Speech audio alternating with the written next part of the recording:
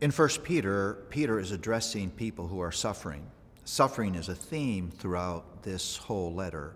And as Peter is reaching a crescendo in chapter 5, in verse 9, he reminds the sufferers that if they look around, they would realize that they're not the only ones who are suffering. At first glance, you may read that and say, why would he say that? How is that helpful to a sufferer to say, oh, well, everybody else is suffering too? Well, in saying that, Peter is addressing one of the principal, dark, debilitating lies of the enemy. In your moment of suffering, to whisper in your ear and say, where is your God now? Perhaps he does have favorites. Perhaps he has turned his back on you. Perhaps your experience is unique. Now, all of us, when we're suffering, go through, why me? Why now? Why not them? And so Paul is addressing something that's very important to understand. It's a theme in Scripture.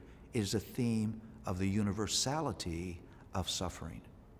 It's there in Romans 8 as well, where Paul speaks to suffering and assumes the universality of that experience. Why do we suffer?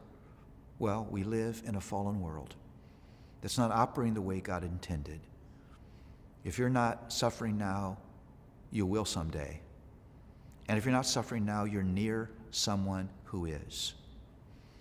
You see, if you think that your suffering is indication that you're unique and God has turned his back on you and he's playing favorites, then you will doubt his goodness.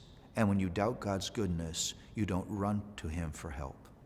1 Peter 5:9 is in the Bible to point out that lie, to warn us against believing that lie, and to embrace that we're not unique, that God has chosen us for us to live in this broken world, and he meets us in the regular experiences of life in a fallen world with his amazing grace.